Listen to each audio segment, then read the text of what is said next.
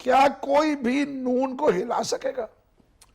मेरा ख्याल है बात थोड़ी सी हम पीछे से शुरू करते हैं। आपने चूंकि 30 अक्टूबर का हवाला दे दिया, मेरा ख्याल से उसके बाद से ये ख्वाहिश कि हम इलेक्शन में बेहतर परफॉर्म कर सकें, इसको सामने रखते हुए इमरान खान साहब ने काफ़ी सारा कचरा जो है वो इकट्ठा कर लिया है।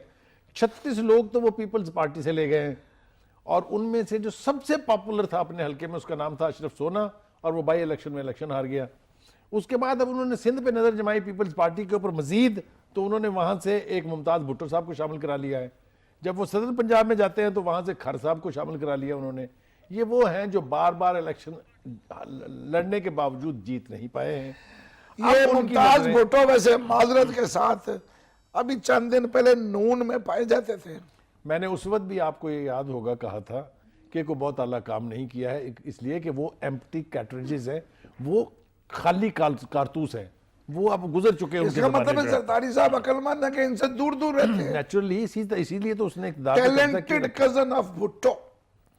जी बिल्कुल, वो टैलेंटेड कजन ऑफ भुट्टो थे, और वो एक उनका वक्त था। लेकिन जब से वो लिसानी फसादात के हवाले से कराची में जाने जाते हैं, कराची के सिंधियों ने भी और कराची के उर्दू स्पीकिंग ने भी, दोनों ने उनको रिजेक्ट किया। अब जरा आगे आ जाए। अब उनकी दूसरी ख्वाहिश ये है कि PMLN के वो लोग जो हैं जो इलेक्टेबल्स हैं, उनको में कोई कह रहा है 40 है, कोई कह रहा है शेख रशीद साहब जैसे शख्स जो है वो कहते हैं वो 60 से भी ऊपर है, उनको भी अब शामिल कराने की कोशिश की जा रही है। एक जो इसके साथ कब्र खुदी है वो खुदी है वो तब्दीली की, कि वो इनकलाब लाएंगे और मुल्क में तब्दीली का अमल लाएंगे। तब्दीली तो अगर इन्हीं ने लानी है तो फिर तो वो पहले भी तब्दीलियां ला रहे थे बहुत। और अब उन्होंने एक, पहले तो धोबी घाट खुला हुआ था, लॉन्ड्री थी खुली हुई थी, और अब वो मेरे ख्याल से शायद धोबी घाट खोलेंगे, वहाँ पटक पटक के उनको साफ सुथरा करेंगे।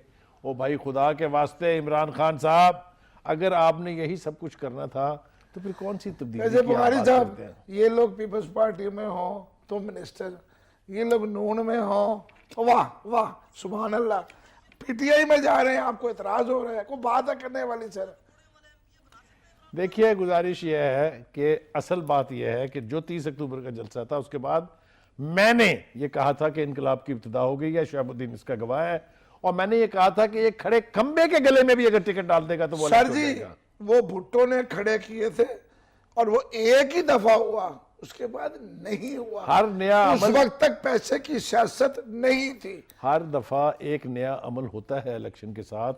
मैं फिर आपसे कह रहा हूं, बुखारी साहब, उस वक्त तक कौन से एमएनए को 10 करोड़ 20 करोड़ रुपए के फंड मिलते थे? इसका नतीजा ये निकला है, जो सजा भुगत रही है तरीके इंसाफ, वो ये कि उसकी पार्टी में डिवीजन है।